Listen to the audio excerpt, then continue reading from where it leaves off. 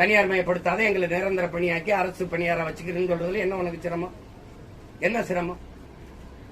இப்ப இந்த அறிவிப்பு இருக்குல்ல, எப்ப செயல்பட தொடங்கும்? இந்த காலை சோறு, இந்த செத்தா 10 லட்சம், யாராவது செத்து பார்க்கணும் 10 லட்சம் கொடுக்குறானா இல்லையான்னு.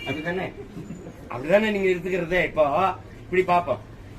முதல்ல கொடுத்த தேர்தல், நீங்க உங்க வாக்குறுதி வந்தால் பணி நிரந்தரம்னு, அந்த வாக்குறுதியை 4.5 ஆண்டுகளா நீங்க நிறைவேற்றாததுனால இப்ப அந்த போராட்டம் தீவிரமா எடுக்குது. அப்ப 4.5 ஆண்டுகளுக்கு முன்னாடி கொடுத்த வாக்குறுதியை நிறைவேற்றாத நீங்கள் இப்ப கொடுத்திருக்க வாக்குறுதி எப்ப நிறைவேற்றுவீங்க? தங்கச்சி, ஒருத்தன் தனி முதலாளி சம்பாதிக்கிறதுக்கு கள்ளச்சாராயம் காய்ச்சிறான், ஒருத்தன் கொழுப்படுத்து குடிச்சு சாகுறான். பல காலமா சாராயம் காய்ச்சி வித்த முதலாளி அவன் சம்பாதிச்சிருக்கான் கோடி கோடியா, இவன் குடிச்சு செத்துருக்கான். மக்கள் காசு எடுத்துக்கொண்டு நீங்க 10 லட்சம் கொடுக்குறீங்க. இதேதான் நீங்க ஒப்பிடணும். ஒரு முதலாளியின் லாபத்தை வைக்க நான் போய் உழைக்கணும், அரசு அவனுக்கு காசு கொடுத்துரும், டெண்டர் கொடுத்துரும், ஒப்பந்தம் கொடுத்துரும். ஒரு மாசத்துக்கு 270 கோடினா 10 மாசத்துக்கு 2700 கோடி. அது அப்படியே இந்த துப்புரவு பணிக்கு செலவுனா நவீன உபகரணங்கள், ஷூ, சாக்ஸ், அது இது அப்படி எல்லாம் கொடுப்பான. தங்கச்சி, ஒரு கக்குஸ் கழுவ 350 ரூபா செலவழிச்ச நாடா பாத்திருக்கீங்களா? 350 ரூபா. எப்படி எப்படி இருக்கு பாருங்க. ஒரு கிலோ குப்பைக்கு 12 ரூபா போடுது. ஒரு கிலோ குப்பை அள்ளுறதுக்கு 12 ரூபா. குப்பையை கூட அள்ள முடியாது. அப்போ குப்பை அள்ள முடியாது, தோத்து போயிருது. அந்த நிர்வாகத்தை நான் செய்ய முடியாது. கல்வியை கொடுக்க முடியாது, நான் செய்ய முடியாது, தனியார் தான்.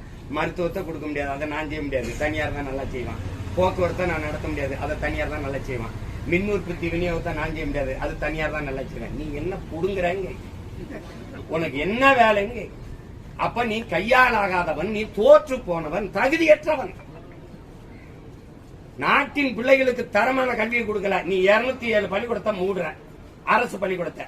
கேட்டா பள்ளிக்கல்வித்துறை அமைச்சர் மாண்புமிகு தம்பி அன்பில் மகேஷ் என்ன சொல்றாரு? அன்பில் மகேஷ் பொய்யாமலி என்ன சொல்றாரு?